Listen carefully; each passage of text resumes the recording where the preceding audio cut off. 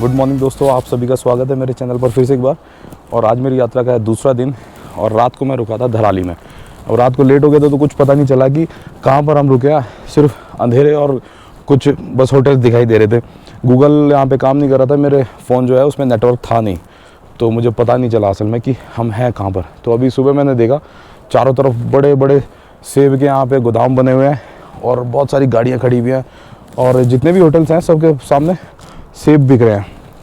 मेरे पीछे आप देख रहे हो उधर वो जो स्नो पीक दिख रही है वो है बंदर पूंछ। तो अब यहाँ से अगला जो हमारा पड़ा हुआ वो है मुकवा और गंगोत्री। तो टाइम हुआ अभी सुबह के 8 और ठंड यहाँ पे अच्छी खासी है। तो अब निकलते हैं हम गंगोत्री के लिए। उससे पहले मैं आपको थोड़ा सा यहाँ पे इस धराली गांव दिखाता हूँ जहाँ पे एप्पल वगैरह मिलते हैं। बहुत से लोग यहाँ से लेके जाते हैं और ज़्यादातर ये लोग दिल्ली वगैरह सप्लाई भी करते हैं। सुबह मैंने अभी उठते ही 2 या 3 एप्पल खा लिए, जिसमें ग्रीन और रेड वाला था, बहुत ही टेस्टी था। तो आप लोग कभी इधर आए तो ज़रूर एक बार ट्राई करें सीजन में कि एप्पल मिल सकता है या नहीं। ये यहाँ पे कुछ होटल्स हैं, पुराने टाइप के लुक्स में बनाए हुए इन्होंने। और चलिए आपको मार्केट में लेके चलता हूँ। भैया ये एप्पल बाहर भेजते हो कि यहीं सेल करोगे?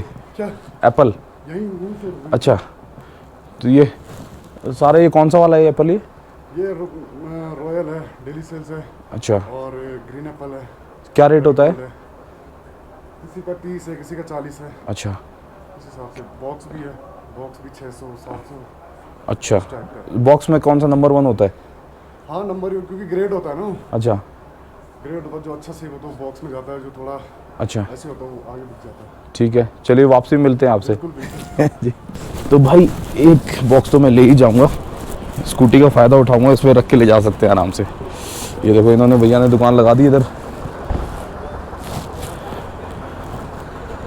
ये मार्केट है धराली की और ये जितने भी ट्रक्स वगैरह आप देख रहे हो ना, सभी एप्पल लेने के लिए आए हुए हैं। यहाँ पे ठेकेदार आते हैं और वो इनसे लेकर चले जाते हैं। तो भाई चला जाए अब फटाफट, ठंड यहाँ काफ़ी है, ग्लव्स वगैरह सब पहनना पड़ रहा है। अरे रे रे रे, सुबह सुबह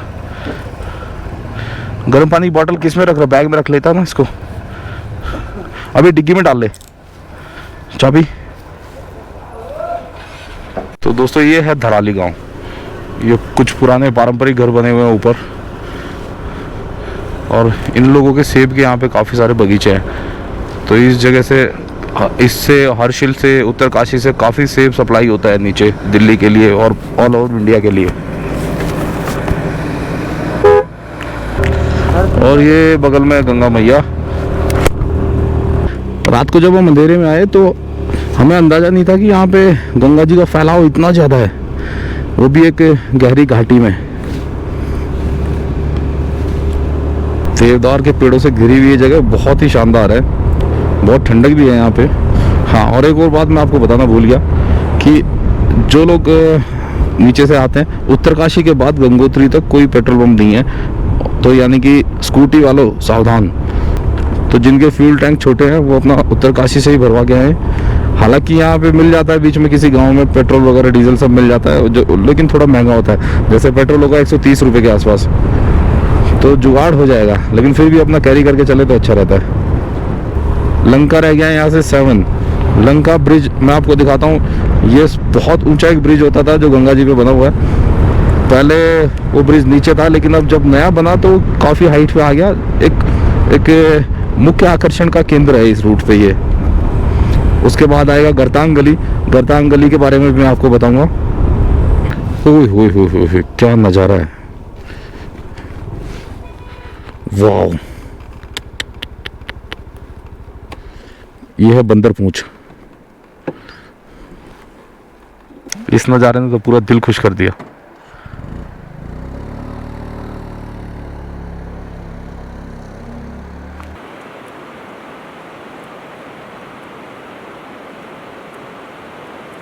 तुम बहुत करीब आ गए भाई।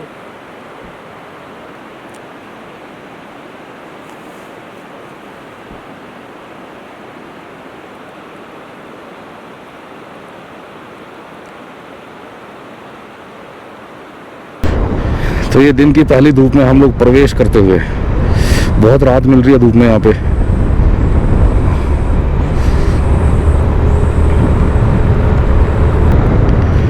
लालू मेरे दोस्त कहाँ जा रहा है? आर्मी वाले? हाँ जी, हर्षिल में एक आर्मी कैंप है, तो शायद वहीं के हैं ये। वैसे ये तो यहाँ हर जगह आर्मी कैंप है, क्योंकि ये एरिया जो है ना बॉर्डर से लगता हुआ है। इसके पीछे तिब्बत है, तिब्बत पे चाइना का कब्जा है, तो मतलब चाइना ही है इसके पीछे। अब हम बढ़ रहे हैं लंका ब्रिज की ओर, और यहाँ से करीब 800 मीटर ही रह गया है। अगर हम रात को ये जगह क्रॉस कर जाते तो फिर ये देखने को नहीं मिलता। ये खैर वापसी में तो हमें आना ही था इधर से, बट अभी सुबह सुबह कुछ अच्छी चीज़ों की शुरुआत होती है तो अच्छा लगता है। गंगोत्री 11 किलोमीटर, भैरव घाटी 2 किलोमीटर। भैरव घाटी के अंदर ही गरतांग गली है। गरतांग गली वो जगह है जहाँ से इंडिया और तिब्बत का ट्रेड चलता था, और 1962 के बाद वो बंद हो गया था। वो रास्ता वो बचा हुआ था, लेकिन टाइम के साथ साथ वो जर्जर हो गया रास्ता। अभी इसी साल उस रास्ते को दोबारा लकड़ियों के सीढ़ियों से बनाया गया है। वो बहुत पतली सी गली, आप देखेंगे तो हैरान रह जाएंगे देख के उसे। ये आ गए हम ब्रिज पे। फोटो लेना वर्जित है। आहा, ओ भाई साहब, गहराई देखिए यहाँ आप। ओह माय गॉड,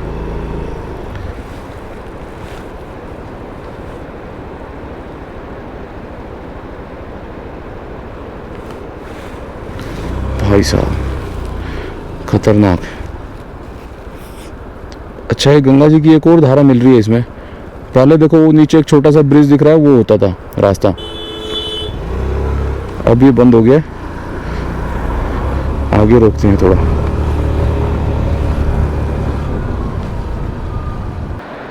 भाई बहुत ज़बरदस्त गहराई है यहाँ पे, आपको वीडियो में शायद उतना ना लग रही हो।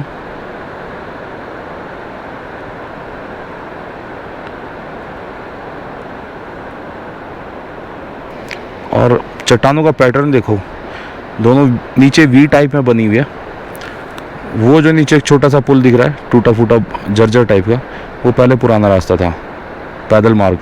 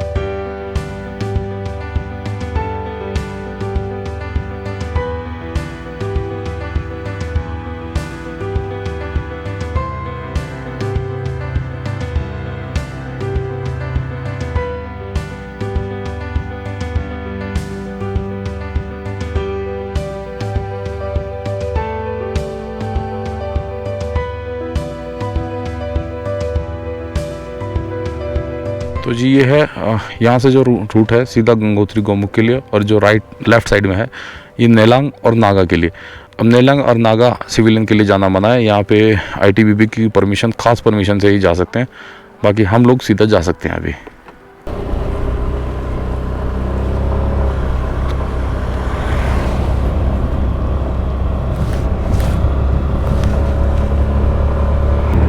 स्कूटी की जैसे जान निकली जा रही है यहाँ पर चढ़ने में। तो लो जी, हम आ गए हैं गंगोत्री मंदिर। दूरी 500 मीटर, पार्किंग उत्तराखंड। गंगोत्री मंदिर सीधा है, ठीक है जी। पहले सीधे ही चलते हैं, पार्किंग में बाद में लगाएंगे।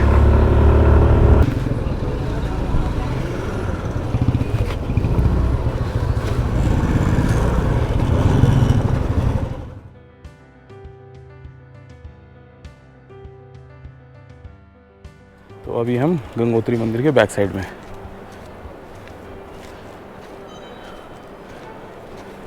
ओके, परमिशन मिल गई है और परमिशन के लगते हैं 150 रुपये।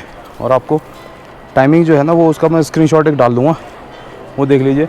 परमिशन जो है ना कुछ स्पेशली कुछ हावर्स में ही मिलती है, तो उससे पहले पहुंचने की कोशिश करें।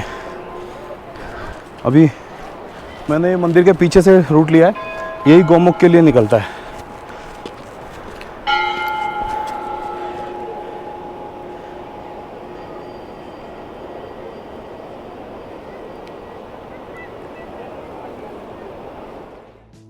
तो दोस्तों इस तरह मैं अपने इस ट्रैक की शुरुआत कर देता हूँ। गंगोत्री से इस ट्रैक की कुल दूरी है 18 किलोमीटर, जिसमें आज हमें 12 किलोमीटर पूरा करना है। गंगोत्री के फॉरेस्ट ऑफिस से परमिशन लेने के बाद वह परमिशन हमें करीब 1.5 किलोमीटर आगे फॉरेस्ट डिपार्टमेंट की एक और चौकी पर दिखानी होती है, जहाँ से वो एक पास जनरेट करते हैं और हमसे 150 रुपये पर पर्सन फ़ीस लेते हैं। यहाँ पर कैमरे की फ़ीस भी लगती है जो कि 500 रुपये है। अगर आप वीडियो के लिए कैमरा यूज़ कर रहे हैं तो आपको 500 रुपये देना पड़ेगा, और अगर आप सिर्फ स्टिल फोटोग्राफी के लिए यूज़ कर रहे हैं तो कोई चार्ज नहीं है। इस रास्ते में अगर आपको कहीं भी पानी के सोर्स दिखाई दें तो वहाँ से पानी ज़रूर ले लें, क्योंकि आगे रास्ता कठिन होने वाला होता है और कई बार जब हमें ज़रूरत होती है तब पानी नहीं मिलता। इस ट्रैक की एक बात सबसे अलग है जो कि इसको काफ़ी ख़ास बनाती है, यह पूरी तरह से पॉलीथीन रहित ट्रैक है। इस चौकी पर आपको अपना सामान चेक कराना होता है और जो भी पॉलीथीन का सामान आप साथ में लेके जाते हैं वो वापस लाना होता है। इसके बदले में फॉरेस्ट वाले आपसे कुछ सिक्योरिटी के तौर पे कुछ राशि जमा करवाते हैं। अगर आप कुछ गुम करते हैं प्लास्टिक में से तो आपको वो राशि नहीं दी जाएगी। करीब 2 किलोमीटर चलने के बाद हम एक पहले झरने पे पहुंचते हैं, जो कि बाढ़ की वजह से लगता है बह गया था। कुछ लोग रास्ते में आते हुए मिले जो कि गौमुख से आ रहे थे।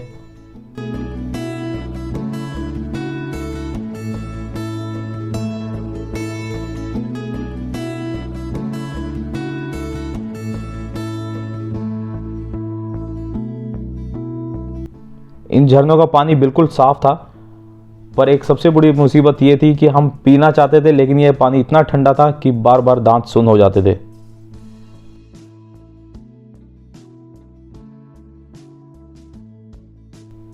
करीब 3 किलोमीटर चलने के बाद भागीरथी पर्वत हमें और भी साफ दिखाई देने लगता है। यह पूरा ट्रैक गंगा नदी के साथ साथ में ही बना हुआ है। हालांकि ट्रैक में उतार चढ़ाव काफ़ी कम है, लेकिन फिर भी यहाँ पर चलने में थोड़ा सा मुश्किल पेश आती है। इसका कारण है यहाँ पर लो ऑक्सीजन का होना।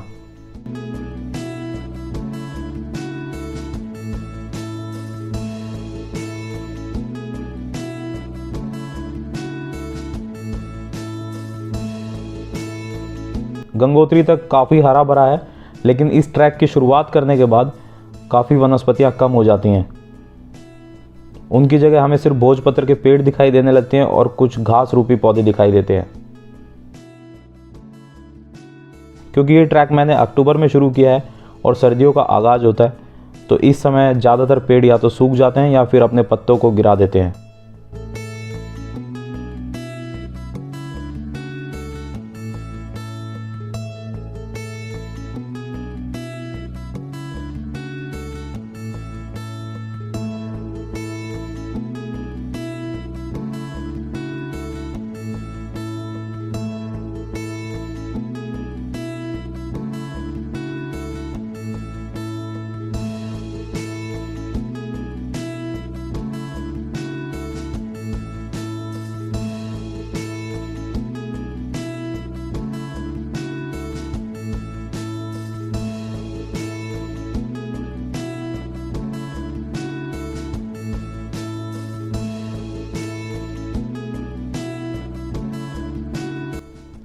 कुछ आगे बढ़ने पर हमें एक छोटा सा एवलांच दिखाई देता है, जिसका कुछ हिस्सा ही मैं शूट कर पाया। हालांकि ये मेरी पहुंच से काफ़ी दूर था।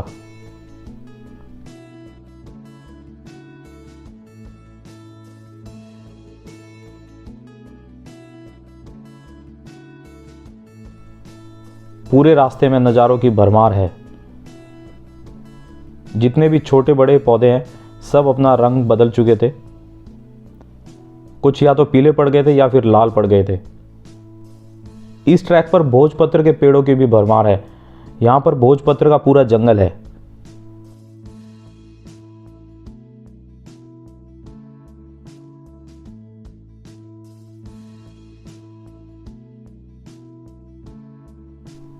ऐसे झरने हमें बार बार इस ट्रैक पर दिखाई देते हैं।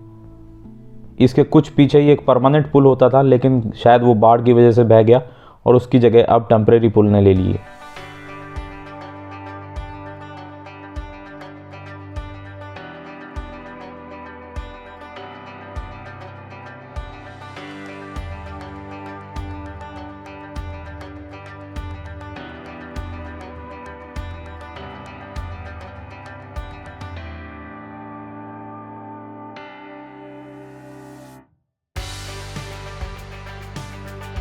बरसात के दिनों को छोड़कर बाकी समय में आप इन झरनों का पानी आराम से पी सकते हैं।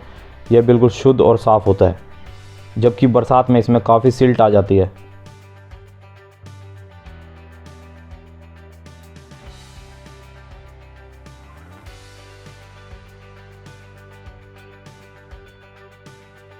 इन पहाड़ों पर गजब के पैटर्न बने हुए हैं, जिसके साथ साथ ही ट्रैक बना हुआ है और जिस पे से हम निकल रहे हैं।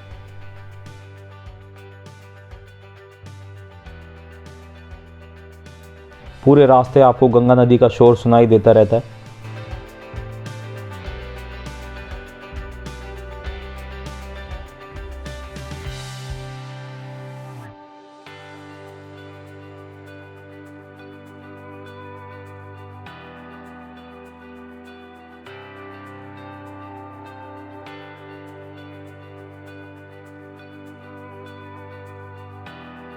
कुछ देर में हम लोग चीड़बासा के जंगलों में प्रवेश करने वाले हैं। चीड़बासा के जंगलों का नाम वहाँ पर चीड़ के पेड़ों की वजह से हुआ है। इतनी हाइट पर यह इकलौती जगह है जहाँ पर चीड़ के पेड़ आराम से फल फूल रहे हैं। इसके बाद इस पूरे जंगल पर भोजपत्र के पेड़ों का कब्जा हो जाएगा।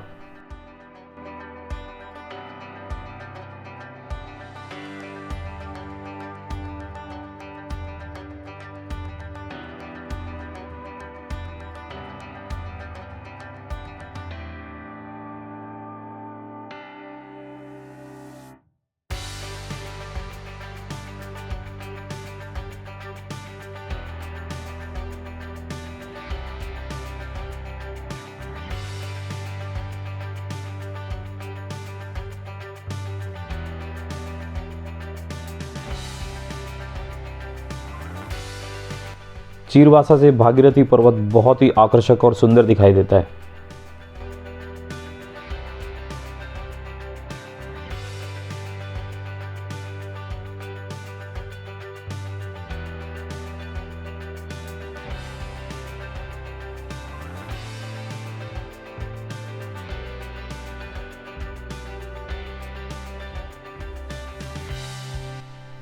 हमारा आज का सफ़र करीब 10 किलोमीटर पूरा हो चुका है।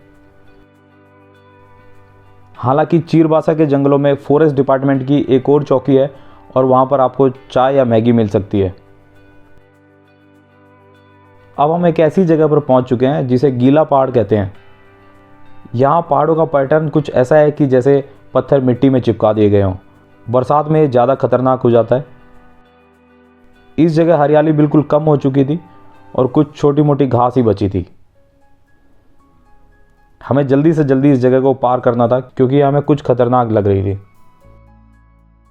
हमारा आज का पड़ाव है भोजबासा, जहाँ पर GMEN का गेस्ट हाउस है और लाल बाबा की कुटिया है।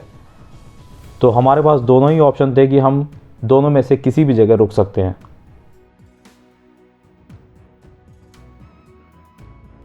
शाम होने वाली है और जल्दी से जल्दी अभी हमें भोजबासा पहुँचना है।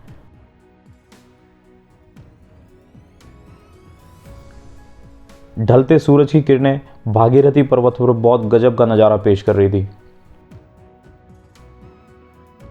हम लोग सुबह 10 बजे करीब गंगोत्री से निकले थे और अभी 5 बजने वाले थे।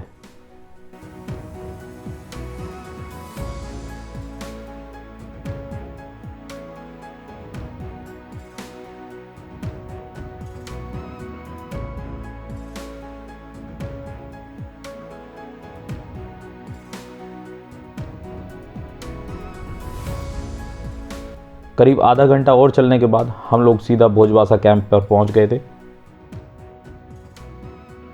सनसेट होने वाला था और अभी सबसे पहले हमें जाकर रहने के लिए इंतज़ाम करना था।